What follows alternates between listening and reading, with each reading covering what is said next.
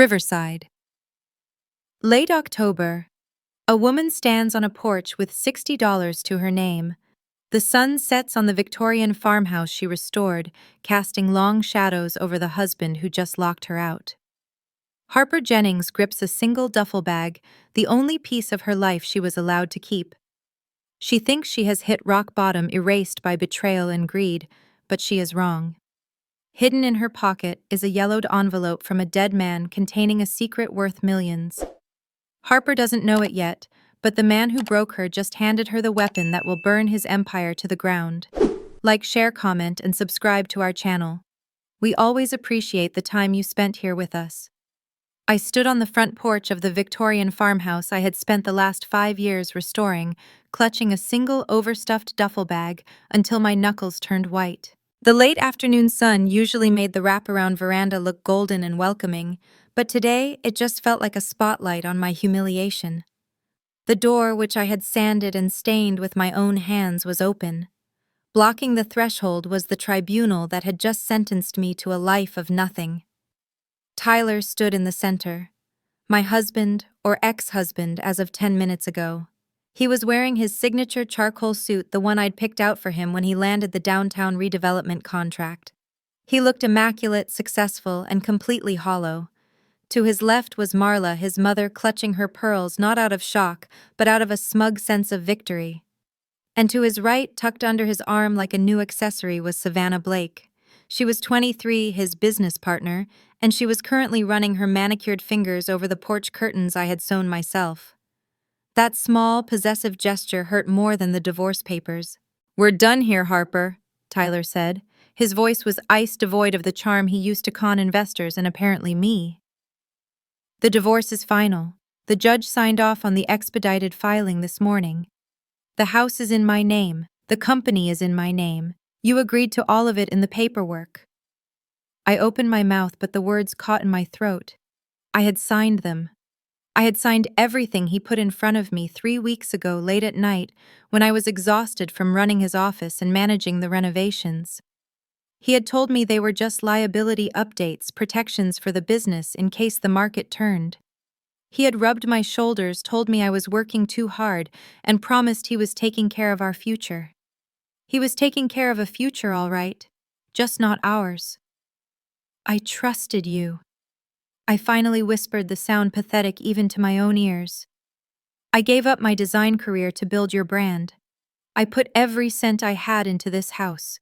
Marla let out a short, sharp laugh. "Please, you were a glorified secretary with a Pinterest addiction. Don't act like you were a partner. Smart women protect themselves, Harper.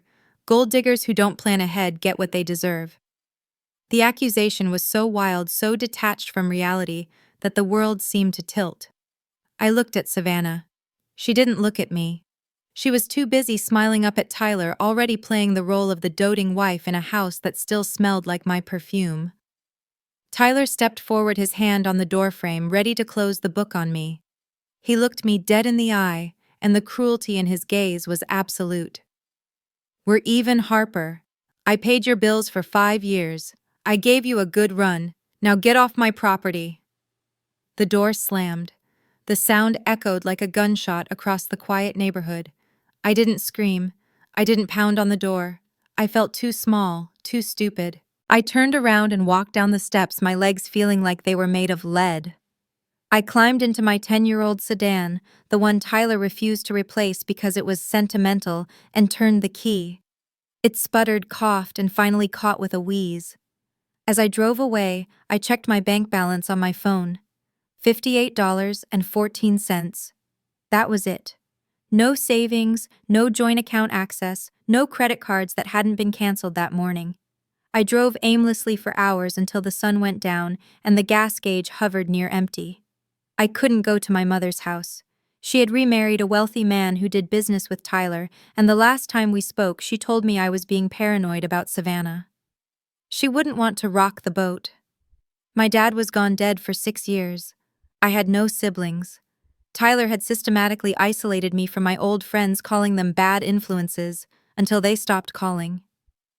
I was completely, terrifyingly alone. I ended up at the Blue Pine Motel on the outskirts of the city, sandwiched between a salvage yard and the highway. It was the kind of place where you paid cash and didn't ask about the stains on the carpet. The room smelled of sour beer and industrial cleaner. Outside the window, a neon sign flickered with a maddening buzz, and an ice machine down the hall made a haunting rhythmic clunk that sounded like a heavy boot dropping against the floor. I sat on the edge of the sagging mattress and finally let the dam break. I cried until my chest ached, a cycle of panic grief and incandescent rage. I replayed the scene on the porch over and over. Savannah touching my curtains, Marla calling me a gold digger, Tyler saying, "I gave you a good run," as if I were a used car he had leased. Around 200 a.m. the tears dried up, leaving me hollow. I needed money. I needed to eat tomorrow. I grabbed my duffel bag and dumped it onto the bed, frantically searching for anything I could sell at a pawn shop. An old watch. A designer scarf. At the bottom of the bag, tangled in a sweater, was a heavy denim jacket. My breath hitched. It was my dad's old work jacket. I must have grabbed it from the back of the closet in a panic without thinking. I pulled it close, burying my face in the rough fabric.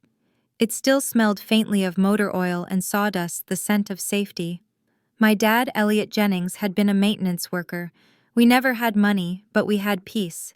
He was the only person who had ever loved me without conditions. As I hugged the jacket, I felt something crinkle in the inner lining. I pulled back and reached into the inside pocket. My fingers brushed against paper. I pulled out a yellowed, sealed envelope. On the front, in my father's shaky block lettering, it read, "For Harper. Only when things are really bad." My heart hammered against my ribs. I tore the envelope open. Inside there was no cash, just a single ancient-looking debit card from a local community bank and a folded piece of notebook paper. I unfolded the note. "Keep this safe. Use it only when you have nowhere else to go. Love, Dad." I stared at the card. It was gray. The magnetic strip worn, the logo faded. Tears welled up again, but this time they were soft, mournful. Dad had probably squirreled away a few dollars here and there, saving up for a rainy day he knew I might face. It was probably $50. Maybe 100 if he had really scrimped. It wasn't enough to save me. It wasn't enough to fight Tyler. But it was enough for groceries. Maybe one more week at this hellhole motel. I clutched the card to my chest, curling up on top of the covers. I would go to the bank first thing in the morning.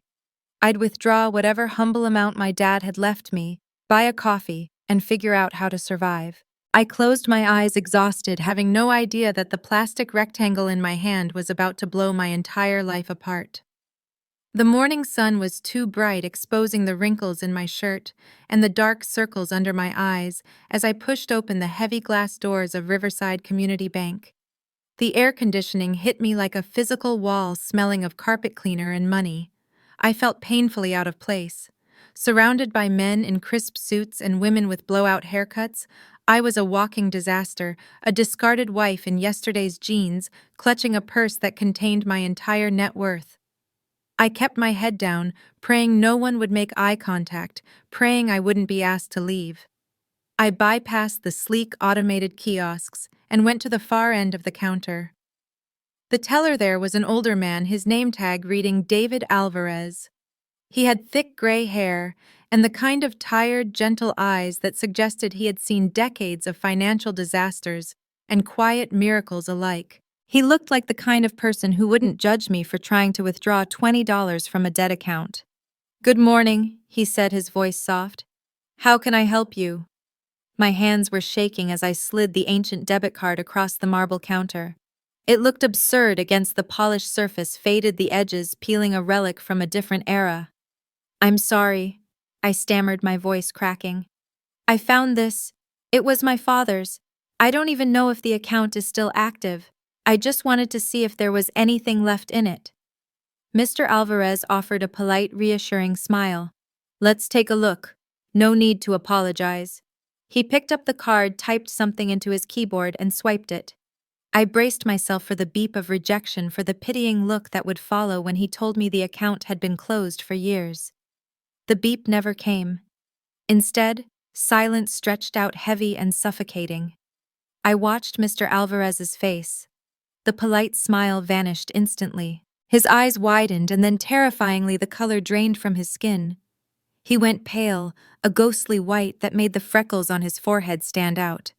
His hand, which was resting on the mouse, developed a noticeable tremor.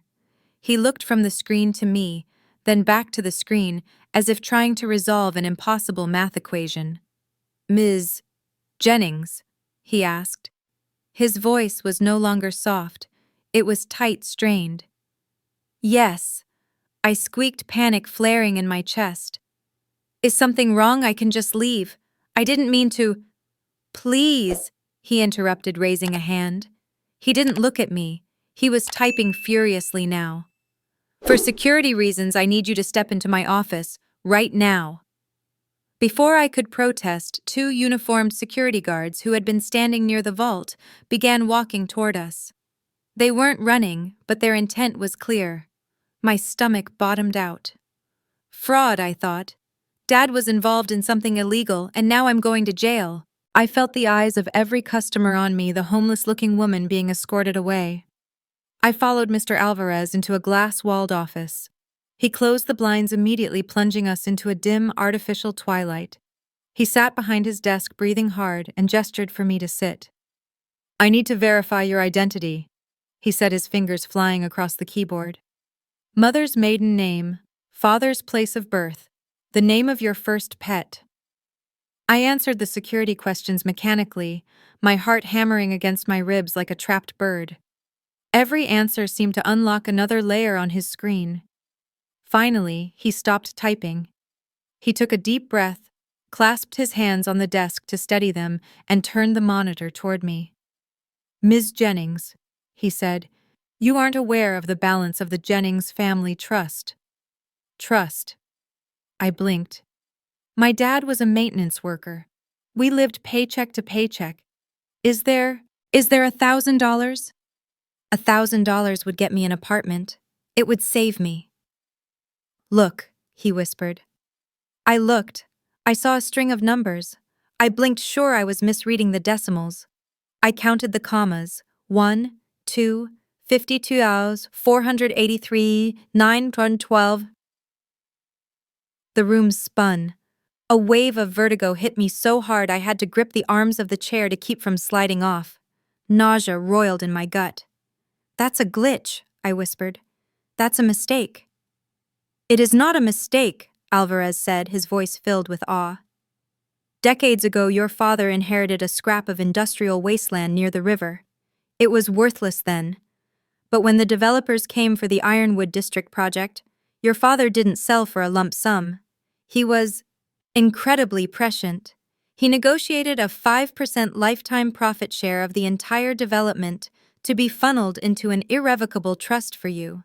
He lived simply so the interest would compound. He never touched a dime." $52 million. The Ironwood District was the most expensive neighborhood in the city. My dad, the man who patched his own work boots with duct tape, had owned a piece of it all along. A strange, hollow grief washed over me. Why didn't you tell me, Dad? Why did you let me struggle? But then I remembered the note. Only when things are really bad. He knew. He knew I needed to learn to survive first. "There is one more thing," Alvarez said, his tone shifting from awe to concern. He turned the screen back and clicked a few times. "You said you didn't know about this." "No, never." "That's disturbing," he murmured. "Because 3 months ago we received a rigorous inquiry into this specific trust. Someone was phishing. They had your social security number and your father's death certificate. They were trying to ascertain the beneficiary status." "Who?" I demanded, the shock replaced by a sudden cold clarity. "The request was flagged and denied because they didn't have the passcodes," Alvarez said. "But the request originated from the law firm of Bradford and Lewis." The air left my lungs. Bradford and Lewis. That was Tyler's divorce attorney. The puzzle pieces slammed together with the force of a physical blow. Tyler didn't just fall out of love. He had found something. He must have seen an old file or overheard a rumor about the land deal and hired investigators. He knew there was money, he just didn't know how much, and he couldn't get to it while we were married because of the trust's structure. So he did the next best thing. He rushed the divorce. He bullied me into signing away the house and the company so he could strip me bare, leaving me with nothing, knowing that eventually I'd find this. He wanted me desperate. He wanted me broken so that when the money appeared, he could manipulate me into giving it up. Ms. Jennings, Alvarez was holding out a business card. You need a lawyer, a shark, not a family attorney, a corporate shark. Call this number. I took the card, my hand surprisingly steady. The grief was gone, burned away by a flare of pure, white-hot adrenaline. I walked out of the bank into the blinding sun. The world looked different now. The cars, the buildings, the people, they all looked smaller. As I reached my car, my phone buzzed in my pocket. It was a text from a number I had blocked, but the preview flashed on the screen anyway. Heard you finally found Daddy's secret. We need to talk. T. 2 hours later, I sat in a high-rise office that smelled of espresso and leather, watching attorney Dana Cho dissect my life. Mr. Alvarez had been right. Dana wasn't just a lawyer. She was a predator in a silk blouse. She was in her mid-30s with a sharp bob cut and a gaze that seemed to peel back layers of bullshit instantly. She listened to my story without interrupting, her pen hovering over a yellow legal pad, making only the occasional precise scratch. So, Dana said, leaning back in her chair, let me get the timeline straight. 3 months ago, Tyler's firm pings the bank. They hit a wall. 2 weeks later, he files for divorce. He pushes for an expedited settlement, keeps the assets liquid, gives you a pittance, and kicks you out. Then the moment you're destitute, he sends you a text implying he knows about the secret. He knew, I said, the realization tasting like ash in my mouth. He didn't know how much, but he knew there was a trust. Exactly, Donna said, tapping her pen. He hired a private investigator. They found the land deal records but couldn't crack the trust's privacy shield. He knew you were sitting on a gold mine, but as long as you were married, he couldn't force you to access it without raising red flags. So he stripped you bare. He wanted you desperate, hungry, and homeless. He gambled that you'd find the money eventually, and when you did, he'd be waiting to guilt trip or coerce you into sharing it. My stomach turned. It was so calculated. It forced me to look at the last 10 years of my life through a new, horrifying lens. The way Tyler had slowly isolated me from my college friends, calling them immature or bad influences until I stopped returning their calls. The way he took over the finances for efficiency, giving me a humiliating weekly allowance like a child. The gaslighting, God, the gaslighting. Every time I mentioned Savannah's lingering glances or late-night texts, he told me I was crazy, jealous, hysterical. I wasn't a partner, I whispered, tears pricking my eyes. I was a mark. The whole marriage was a long con. You were an investment, Dana corrected, her voice not unkind but brutally honest. And now he wants to cash out. I needed to hear a friendly voice. I needed to know that someone from my past was still real. I excused myself to the hallway and dialed my mother's number. Karen answered on the second ring, her voice bright and chirpy. Harper, is everything okay? I heard you moved out. Mom, I said, my voice shaking. Tyler kicked me out. I'm at a motel, but I found something of Dad's, a bank account. There was a pause, a long, heavy silence that made the hair on my arms stand up. Oh, she said, her tone shifting. It wasn't surprise. It was caution. So you found it. Tyler mentioned something about potential assets. I froze. Tyler mentioned it when, a few months ago, she admitted, her voice dropping. He called me. He asked if Elliot had left anything behind. He was worried, Harper. He said you were hiding things from him. And you believed him? I asked, a cold pit opening in my stomach. Mom, he threw me out on the street. He's with Savannah. Well, relationships are complicated, she sighed, dismissing my pain with a wave of her hand. Look, honey, don't make a scene. My husband, your stepfather, is closing a big deal with Tyler's firm next week. We can't afford to rock the boat just because you're feeling emotional. If there's money, you should probably just sit down with Tyler and work it out. He's a businessman. He knows how to handle these things better than you do. The betrayal hit me harder than the divorce. My own mother had traded my well-being for her husband's comfort. She knew I was being hunted, and she had pointed the hunter in my direction. "I'm not the one rocking the boat, Mom," I said quietly. "I'm the one drowning, and you just handed me an anchor." I hung up before she could respond. I couldn't go back to the motel yet. I felt radioactive. I wandered down the block and ducked into an old coffee shop, the kind with mismatched furniture that Tyler hated. I ordered a black coffee and huddled in a corner, trying to stop shaking. "Harper?" I looked up. Standing there with a tray of dirty mugs was Naomi Ruiz. We had been best friends in art school until Tyler convinced me she was holding me back. She looked exactly the same, messy bun paint on her jeans, kind eyes. I braced myself for questions about the divorce, about the money, about why I looked like a wreck. "Naomi," I croaked. She didn't ask a single thing. She just set the tray down, sat in the chair opposite me, and reached across the table to grab my hand. "Are you okay?" That was it. "Are you okay?" Not, "How much did you get?" Not, "What did you do?" Just a human being seeing another human being in pain. "No," I admitted, gripping her hand like a lifeline. "I'm really not." "Okay," she said. "Then sit here as long as you want. Coffee's on me."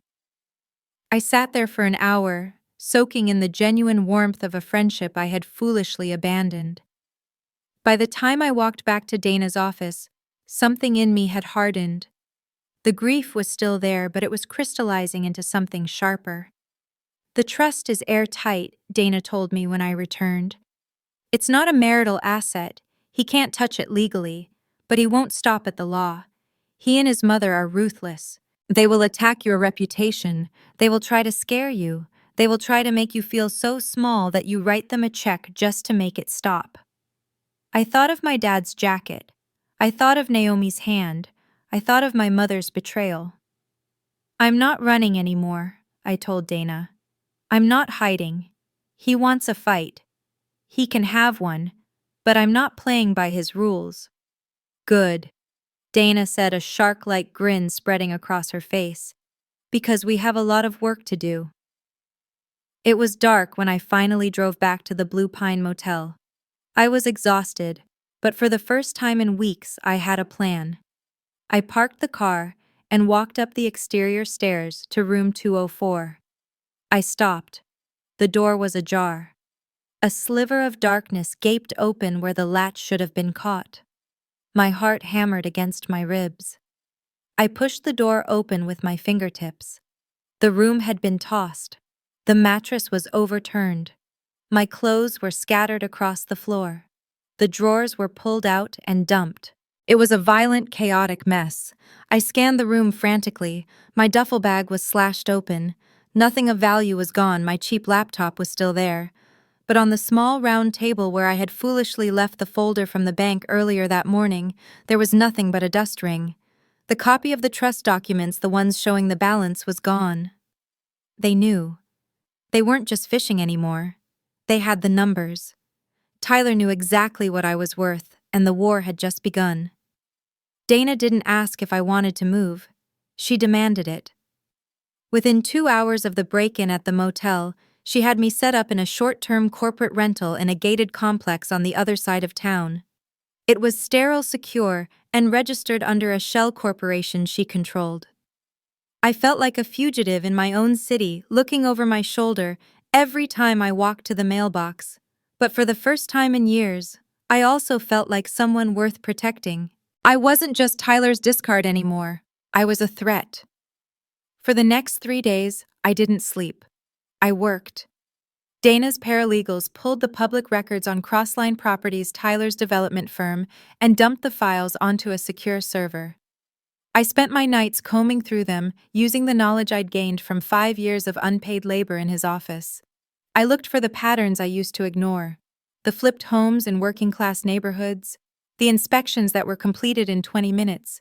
The repair costs that were suspiciously low for houses that supposedly needed gut renovations. I saw the ghost of my own naivety in every spreadsheet. I remembered Tyler bragging about saving these neighborhoods, about getting people into homes they could never normally afford. I realized now that he wasn't saving them. He was trapping them. I needed to see it with my own eyes. I put on a baseball cap and sunglasses and drove to one of the properties on the list, a small bungalow in a struggling part of the district. I posed as a prospective buyer just looking at the neighborhood. I struck up a conversation with a woman on the porch, a young mother holding a coughing toddler. It looked great when we moved in. She told me, her eyes hollow with exhaustion. Fresh paint, new floors. But 3 months later, the black mold started coming through the drywall. My son can't shake this cough. We called Crossline, and they told us it was due to lifestyle choices and refused to fix it. I went to another house 3 blocks away. An elderly veteran on disability invited me in when I claimed to be doing a survey on property taxes. He showed me the cracks in his foundation, jagged lightning bolts running up the basement walls. They had been patched with cosmetic filler and painted over. "I'm scared to report it to the city," he confessed, his hands shaking. "If they condemn the house, I lose everything. Mr. Cross told me I bought it as is, so it's my problem now." My grief evaporated, replaced by a cold, incandescent rage. Tyler wasn't just a bad husband. He was a predator. He was taking families' life savings and selling them polished rot. He was destroying entire lives to fund his suits and his sports cars. I went back to Dana with a fire in my belly. We gathered the evidence, the falsified inspection reports, the emails where Tyler and Savannah joked about duct tape fixes and lipstick on a pig. I wrestled with a dark impulse.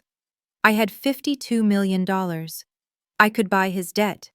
I could ruin him personally, humiliate him the way he humiliated me. But looking at the photos of that moldy nursery, I knew that wasn't enough. Personal revenge was small. I wanted justice. I wanted to burn his empire down so he could never hurt anyone else again. "We go to the state regulators," I told Dana. "We go to the district attorney. We go to the housing authority. We don't just sue him, we end him." To build the case, I needed to hear the community's voice. I found a flyer for a neighborhood association meeting in the basement of a Baptist church in the Ironwood district.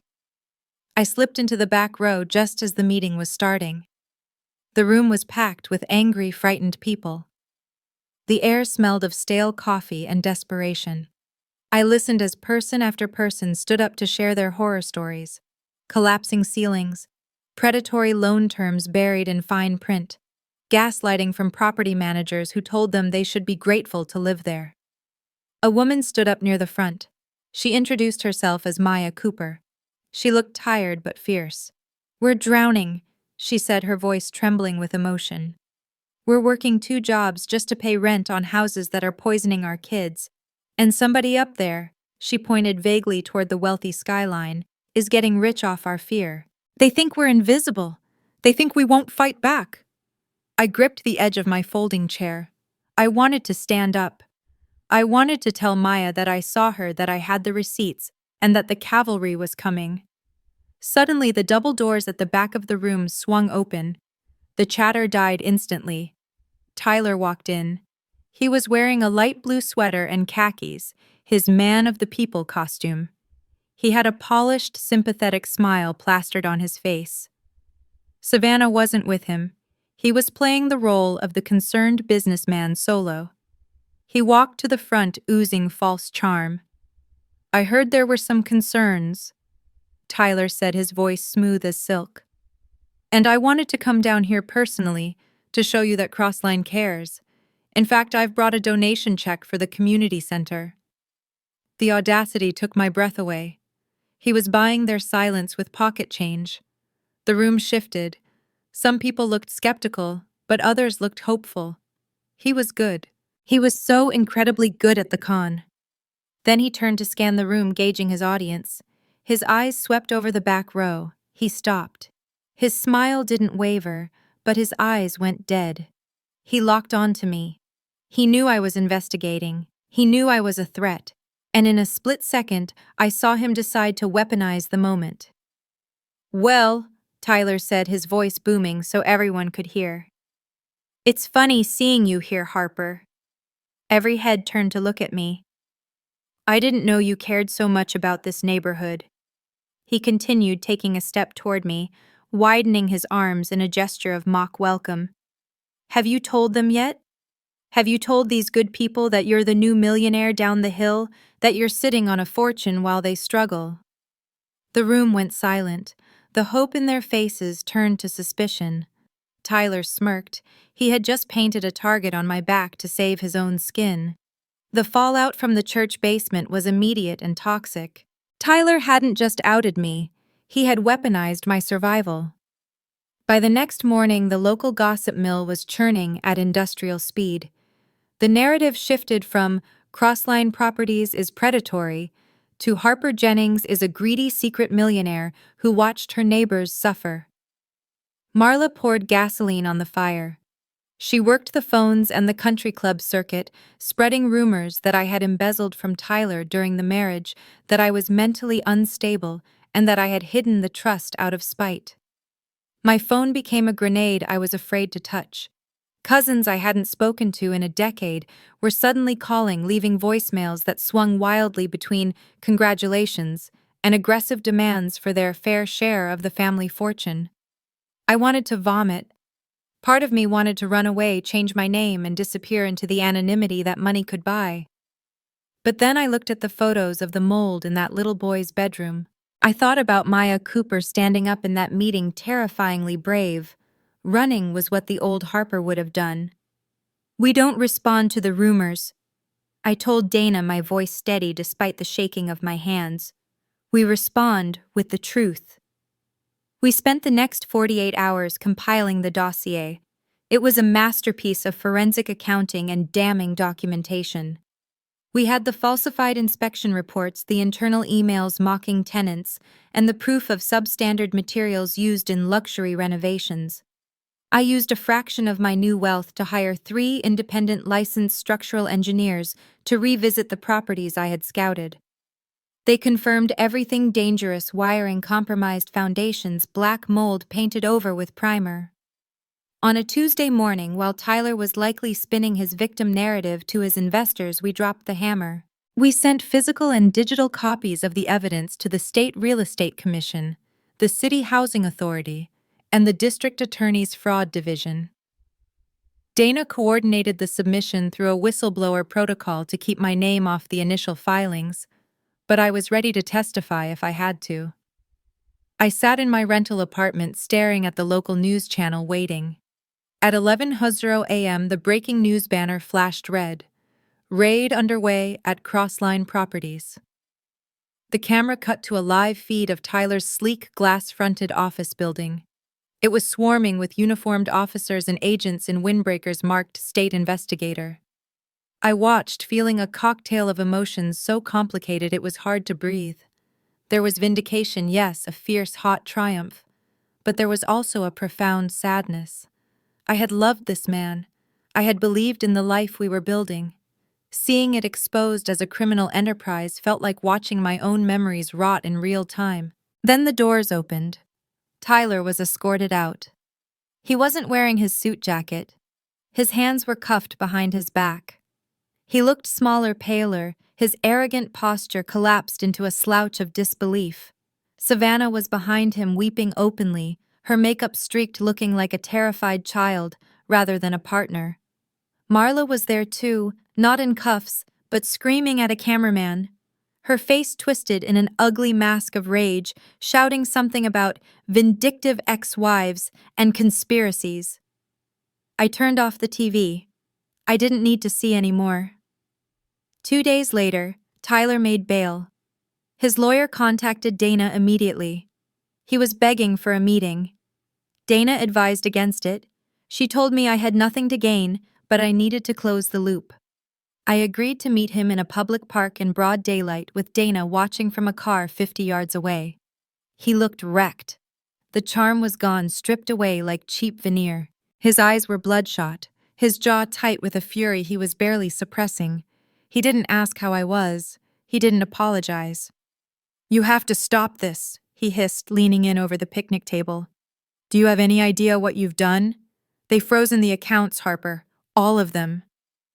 "I didn't do anything, Tyler," I said, my voice surprisingly calm. "You did this. I just turned on the lights." "I can fix it," he pleaded, the desperation bleeding through. "I can settle with the state, but I need liquidity. If you could help me with the legal fees and the fines, we could make this go away. I'd forgive you, Harper. We could start fresh. Or at least I wouldn't have to drag your name through the mud in court. I know things about you, remember." I stared at him. He was actually trying to negotiate a settlement with my dignity. "You'd forgive me," I repeated, incredulous. "I'm offering you a way out." He snapped, his mask slipping. "Don't act like a saint.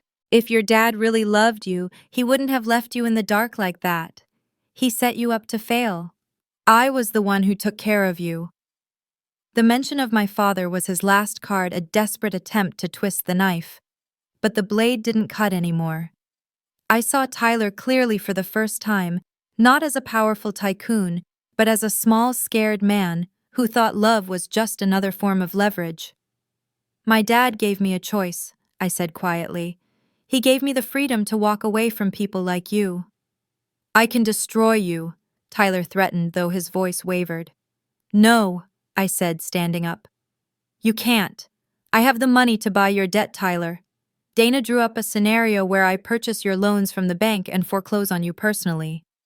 I could take everything you have left. I could leave you with nothing, just like you did to me." His eyes widened in genuine terror. He hadn't considered that. He thought I was weak. "But I'm not going to do that," I continued.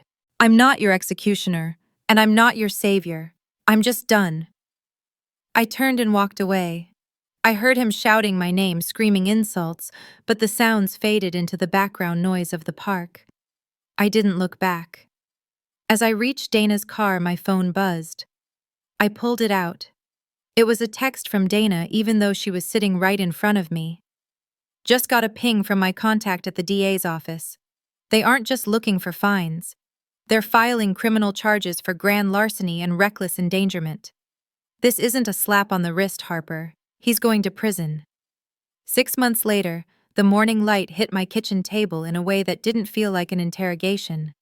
I sat with a mug of tea in a modest, sun-drenched 2-bedroom apartment in a diverse neighborhood about 20 minutes from downtown. It wasn't the gated community Tyler had coveted, nor was it the penthouse everyone expected me to buy when the news of the trust fund broke. There were no marble floors, no smart home systems that tracked my every move, and no guest wing for people who only liked me for my bank balance. It was quiet. It was safe. And for the first time in my adult life, the name on the lease was mine and mine alone. I finished my tea and drove to a small brick building that used to be a dry cleaner. Above the door, a fresh sign was being painted, the Reclaim Foundation. This was where the money went. I hadn't bought a yacht. I hadn't invested in crypto. I had poured the bulk of the initial interest from the trust into creating a safety net for people who had fallen through the cracks just like I had.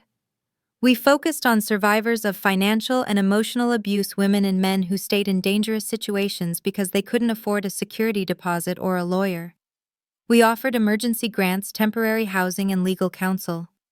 Inside, the office was buzzing. Maya Cooper, the woman who had stood up in the church basement that night, was now my director of outreach. She waved at me from her desk phone pressed to her ear, coordinating a moving truck for a mother of 3 who was finally leaving a coercive partner. Seeing Maya here, paid a thriving wage and empowered to help others, healed a part of me that I didn't know was broken. We weren't just writing checks. We were building an army of survivors. But my work wasn't limited to the foundation. I had also made a quiet, strategic move in the real estate market.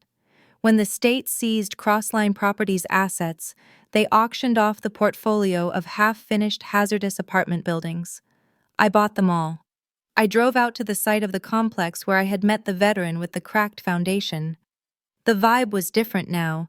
The air smelled of sawdust and fresh lumber, not rot. I had fired Tyler's corner-cutting subcontractors and hired a crew of veteran builders, men and women who reminded me of my father. They took pride in their work. We were tearing out the moldy drywall, reinforcing the foundations, and installing proper insulation. I wasn't flipping these units for a quick profit. I was turning them into affordable, safe housing that would stay affordable. Every time I walked the site, I felt like I was rewriting a terrible story, turning a crime scene into a sanctuary. Of course, not everyone was happy with the new Harper. My phone rang in the afternoon. It was my mother, Karen. I hesitated. We hadn't spoken since the day of the raid, but I picked up. Harper.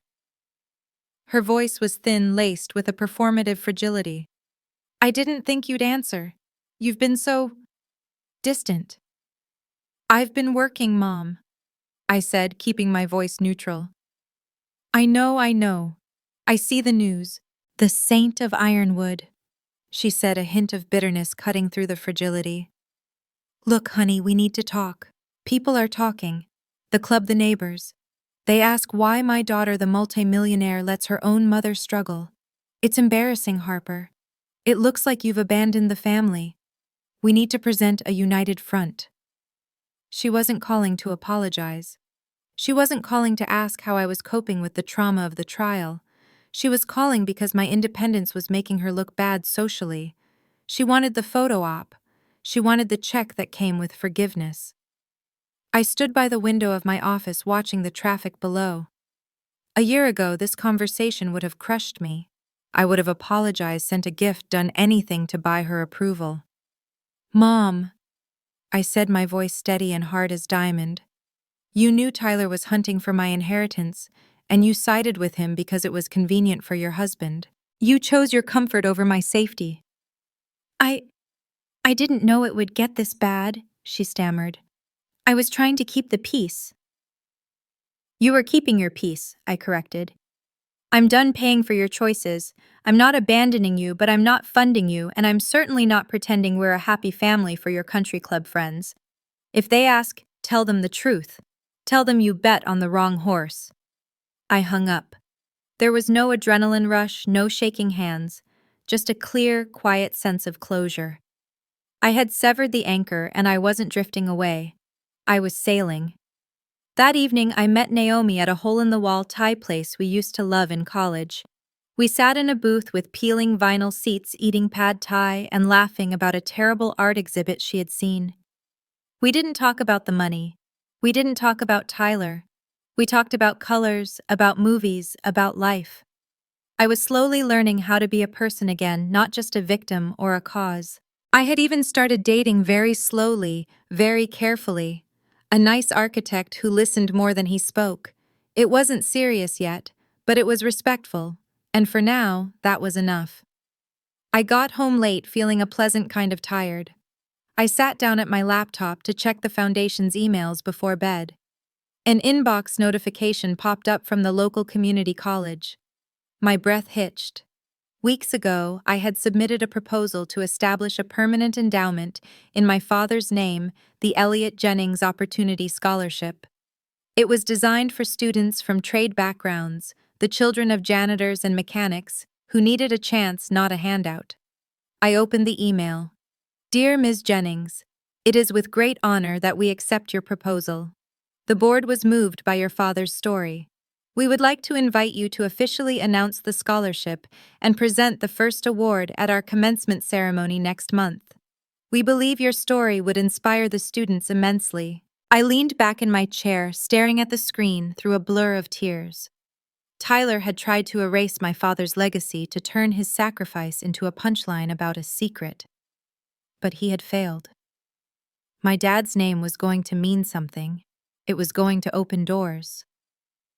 I closed my laptop, smiling in the dark, ready to finally tell the world who Harper Jennings really was. The cemetery was quiet, save for the distant hum of the highway and the rustle of wind through the oak trees.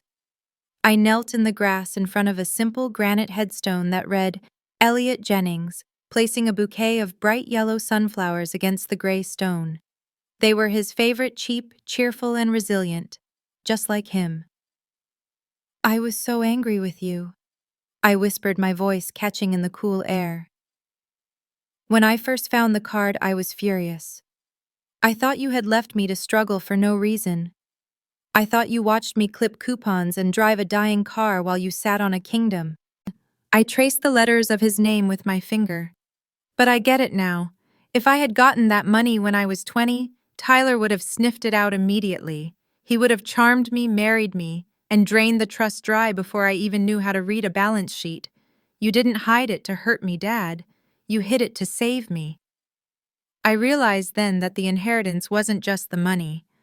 The real inheritance was the years of watching him patch his own boots, the nights he spent fixing neighbors' sinks for free, the quiet dignity of a life built on labor and integrity. He wanted me to learn how to survive on my own 2 feet, so that when the ground finally turned into gold, I wouldn't lose my balance.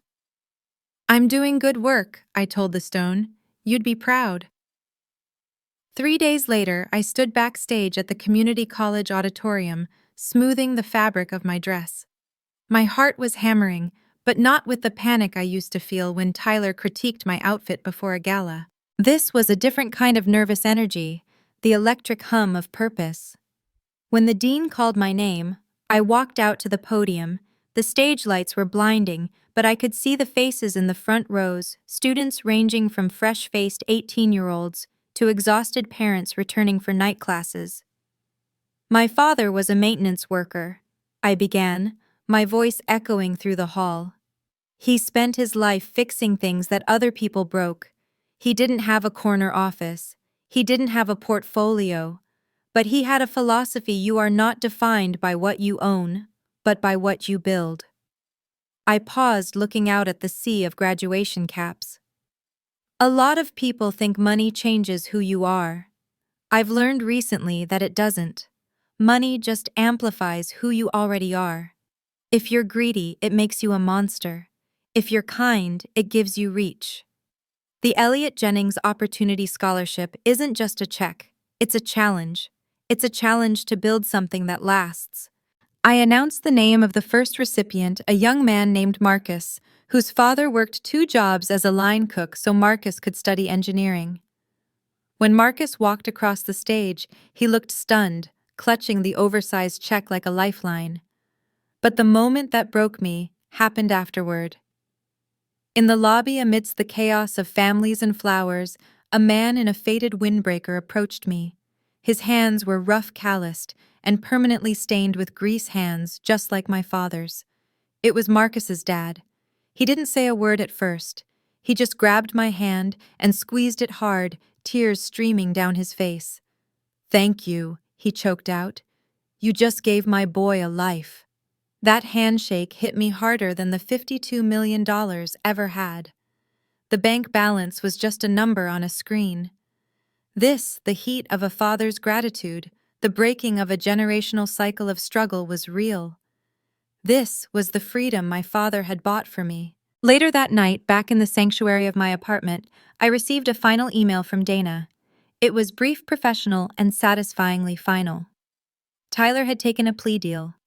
To avoid a lengthy trial that would expose even more of his dirty laundry, he pleaded guilty to fraud and reckless endangerment.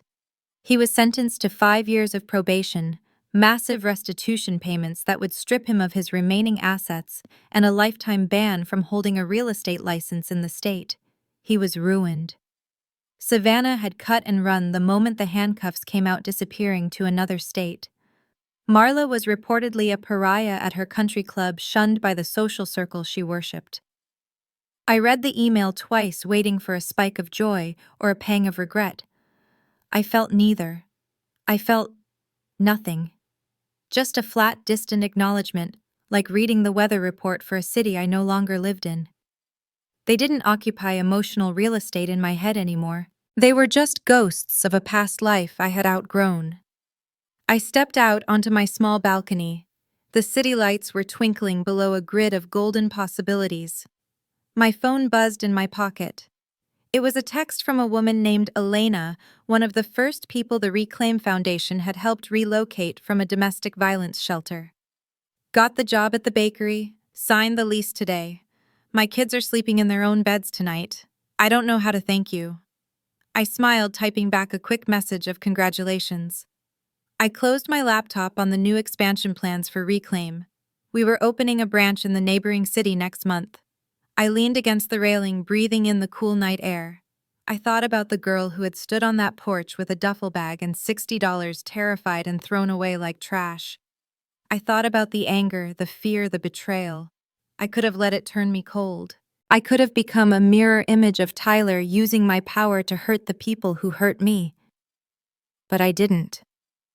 Tyler took my home, he took my trust, and he tried to take my future. But my father gave me something bigger. He gave me a choice. And standing there under the stars, I realized I had made the right one. I chose myself. And in doing so, I chose everyone who had ever been thrown away like I was. I wasn't just surviving anymore. I was finally, truly free.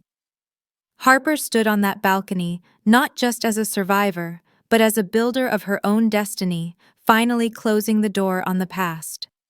What did you think of Harper's choice to prioritize community justice over personal revenge?